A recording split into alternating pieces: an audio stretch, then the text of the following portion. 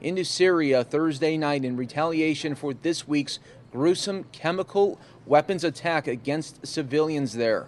U.S. officials have said it was the first direct American assault on the Syrian government and Donald Trump's most dramatic military order since becoming president. The strikes hit the government-controlled airbase in central Syria, where U.S. officials say the Syrian military planes that dropped the chemicals had taken off. The U.S. missiles hit at about 8:45 Washington time early morning Friday in Syria. The surprise U.S. assault marked a striking reversal for Trump, who warned as a candidate against the U.S. getting pulled into the Syrian civil war now in its 7th year. But the president appeared moved by the photos of children killed in the chemical attack, calling it a disgrace to humanity that crossed a lot of lines. About 60 U.S. Tomahawk missiles fired from warships in the Mediterranean Sea targeted an airbase in retaliation for a chemical weapons attack that American officials believe Syrian government aircraft launched with a nerve agent. The president did not announce the attacks in advance, though he and other national security officials talked about their warnings to the Syrian government throughout the day on Thursday. I think what happened in Syria is one of the truly horrible crimes and shouldn't have happened, and it shouldn't be allowed to happen, Trump told reporters traveling on Air Force One to Florida earlier today. The strike came as Trump was hosting the Chinese president, and that meeting is focused in part of another pressing U.S. security dilemma, North Korea's nuclear program. Trump's actions in Syria could signal to China that the new president isn't afraid of military steps, even if key nations like China are standing in the way. Trump has advocated greater counterterrorism cooperation with Russia, Assad's most powerful military backer.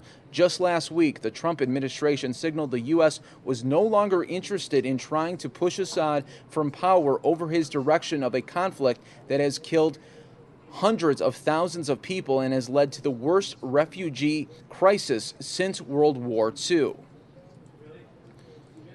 U.S. military officials sought to portray the strikes as an appropriate, measured response, but the assault still risks plunging America into the middle of Syria's conflict, complicating the safety of the hundreds of U.S. forces fighting a separate campaign against the Islamic State group in the north of the country.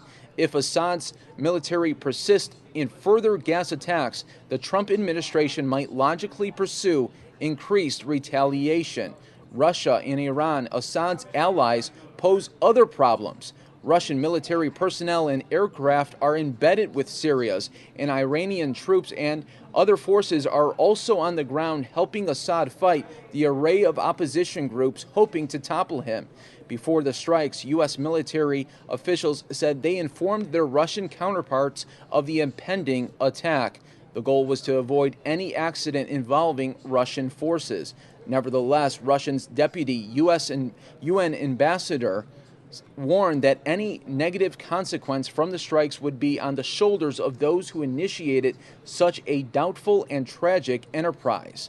Trump's decision to attack Syria came 3.5 years after President Barack Obama threatened Assad with military action after an earlier chemical weapons attack killed hundreds.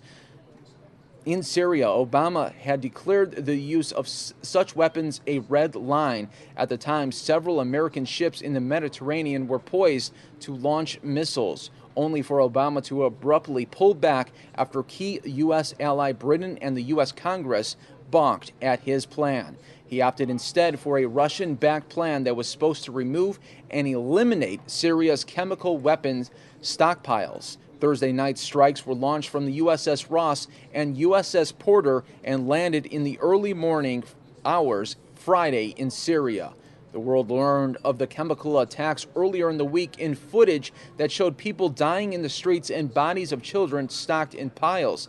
The international outcry fueled an emotional response from Trump, who appeared to abandon his much-touted America First vision for a stance of humanitarian intervention akin to that of previous American leaders. I think what happened in Syria is a disgrace to humanity, he said earlier today. We're going to continue to follow this right here on the Fox 10 News Now stream. That was your news alert.